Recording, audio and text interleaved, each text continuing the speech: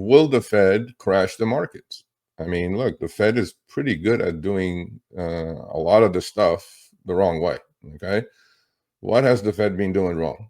The Fed, uh, well, they're following. I mean, their hands are kind of tied. I'm not really completely blaming the Fed because our fiscal policy is so horrible, right? And how did we get to $36 trillion to be 37 trillion in another 70 days? Because I'm counting every 100 days the deficit or the debt, U.S. national debt goes up by $1 trillion.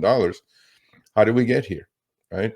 Well, we got here because of horrible fiscal policy, and monetary policy follows fiscal policy. I mean, Fed's hands are tied.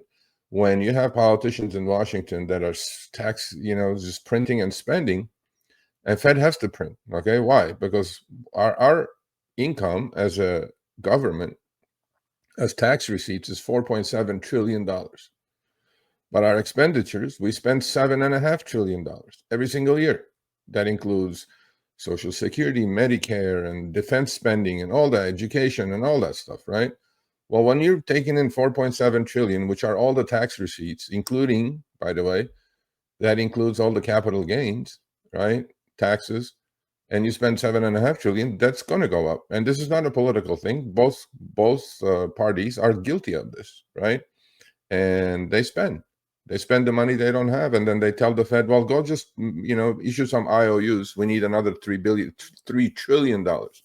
What is the Fed going to do? The Fed's going to issue and add to the money supply. And when the money supply gets to that level, what happened? Inflation came back with the vengeance.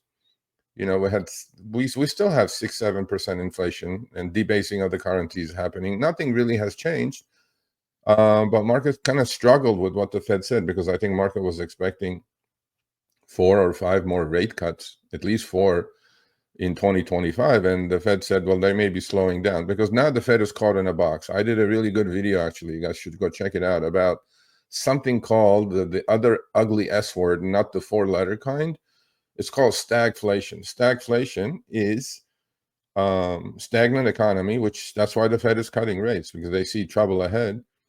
And inflation comes from inflation, right? So that means a slowing economy with high inflation. Well, Fed is cutting rates now, maybe fueling fires of inflation again. Inflation comes back, so the economy slows down. We have stagflation, and so that's why will the Fed crash the markets? Well, I don't blame the Fed. I blame Washington mostly, but then Fed policy follows fiscal policy. And as far as I'm concerned, what happened on Wednesday and what Jerome Powell said, here it is. He says, summary of the Fed Powell's statement from 12/18, a couple of days ago. He said, inflation is much closer to the 2% Fed target. That's a lie. That's a complete and utter lie. That's not even true. In fact, PPI came out today at 2.4%. CPI is not at 2%. Well, that's their target rate. We're running about 2.5, 2.6, but the basket of what they figure out CPI from is so convoluted. Most of the time it's X food and energy. I mean, who doesn't eat and who doesn't buy energy? Okay, who doesn't buy gas? But my point in all of this is inflation has been 6, 7, 8% per year. Your buying power is being lost by that much, not by 2%. Okay, so that's hocus pocus. One, activity in the housing market has been weak. Absolutely. Why? Because they raised the rates from 15 years of zero interest rate policy to 5%. Mortgage rates shot up. Housing, I've done plenty of videos on the channel about housing affordability. Who can afford a house with 7.5% mortgage on it? And funny enough, mortgages are exactly back to where they were when the Fed started cutting rates. So everybody expected, well, Fed cuts the rates, mortgage rates go down, affordability index will get straightened out. No. The bond market's not buying a word Fed is saying. Not one single one. In fact, the rates that I see on the bond market is higher today than when the Fed started cutting rates.